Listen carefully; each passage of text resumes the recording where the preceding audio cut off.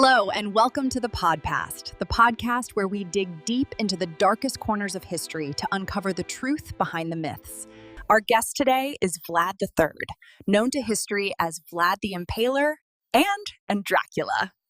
Vlad, welcome to the Podpast. Thank you, Vicky. I know society and modern psychologists have painted me as a monster, a bad man suffering from psychopathic and paranoid personality disorders. But you sit in your modern comfort and judge my methods, but you do not understand the 15th century. I did not rule with terror simply for pleasure. I used absolute, unflinching terror to establish order in a lawless land. Let's talk about that order. Mm-hmm. Your punishments went far beyond strict governance. Mm-hmm. You are infamous for impalement, a slow, agonizing execution, where victims were pierced with greased, unsharpened stakes to ensure they suffered for days. No. But you didn't just target foreign enemies or criminals. You committed horrific acts against your own innocent subjects. My subjects were not innocent. They were weak, deceitful, and lazy, and I had to purge my realm of its moral decay. I applied the law equally and absolutely. Mm-hmm. Let me tell you how I dealt with my own people. I once observed some peasants resting under a tree during working hours. Outraged by their laziness, I ordered all of them to be impaled immediately to set an example about the value of hard labor. That is why I invited the poor, the sick, and the disabled of Wallachia to a grand feast in a barn in Târgoviște, only to lock the doors and burn them alive. They were a burden. And do not speak to me of moral policing. I demanded absolute honesty and fidelity. When merchants cheated customers, I impaled them. Once, a foreign merchant had his gold stolen, and I forced the thief to return the money, but I secretly added an extra coin to test the merchant's honesty. When he returned the extra coin, I rewarded him. I was also ruthless against infidelity. Men and women accused of adultery were not simply killed. They were impaled, disemboweled, or skinned alive as a cruel public warning to anyone who dared defy the social order and divine law. Even foreign diplomats were not spared my absolute authority. When Ottoman envoys refused to remove their turbans in my presence, citing religious custom, I had their turbans physically nailed into their skulls. Mm-hmm. I established a nation where crime practically ceased to exist because the consequences were unimaginably agonizing. That isn't justice, Vlad. That is a theater of horrors. Your reign of terror eventually brought the full wrath of the Ottoman Empire upon you. In 1462, Sultan Mehmed II, the Conqueror, raised a massive army, estimated by some at 150,000 to 300,000 men. To conquer Wallachia, you resorted to desperate guerrilla tactics, poisoning your own water, and sending people infected with the bubonic plague into the Ottoman camps. But Mehmed outsmarted you, didn't he? He did not outsmart me. He survived me. I knew I could not defeat his massive force in open combat. So I made the very earth of Wallachia bleed. On the night of June 17, 1462, I disguised myself as a Turk, infiltrated his massive camp, and launched a devastating night attack to assassinate his sleep.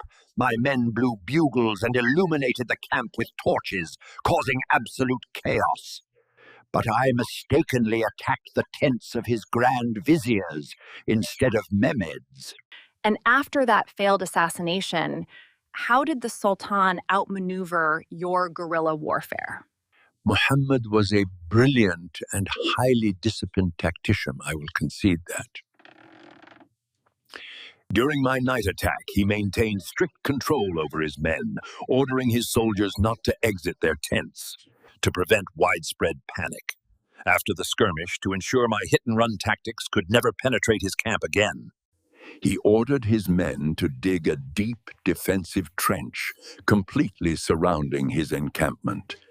When his army advanced and encountered my forest of the impaled, 20,000 rotting corpses on stakes outside my capital, it horrified him. But rather than falling into my trap of a protracted war in a diseased, the scorched wasteland, Mehmed changed his strategy. He realized that fighting me directly in a ruined country was not worth the cost of his men and resources. And so he outsmarted me politically, he retreated, but he left behind a massive Ottoman contingent under the command of the one man who could destroy me from the inside, my own younger brother, Radu the Handsome. Which brings us to Radu. He ultimately defeated you and took your throne and became a superior leader in the end. Right. Radu was everything I despised. When we were child hostages in the Ottoman court, I learned to hate our captors. But Radu embraced them. He became the Sultan's favorite, he converted to Islam, and he actively supported the Ottoman political cause. Radu ultimately became a superior leader because he possessed what I lacked: charm, beauty, and the absolute loyalty of the people. He was a master manipulator. While I ruled through fear and bloodshed, alienating my allies and executing my own boyars, Radu arrived offering peace and stability. The Wallachian nobility and the peasants were entirely exhausted by my terror. Radu used his immense popularity and the vast military backing of the Ottoman Empire to sway my subjects to his side. He relentlessly pursued me, turning my own people against me, until I was forced to abandon my kingdom and flee into the Carpathian Mountains. And that is where your reign truly ended. You were imprisoned for 12 years by the Hungarians because even your Christian allies viewed you as an unpredictable madman. When you briefly regained your throne in 1476, you were killed in battle almost immediately.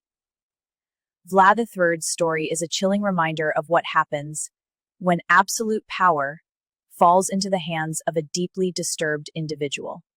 He may have tried to paint himself as a strict defender of his realm, but history shows a man outmatched by the sheer brilliance of Sultan Mehmed II, and ultimately undone by his charming, politically superior brother. Thank you for listening, and we'll see you next week on the Podpast. You, yes you, subscribe to this podcast channel or I will make you a stakeholder.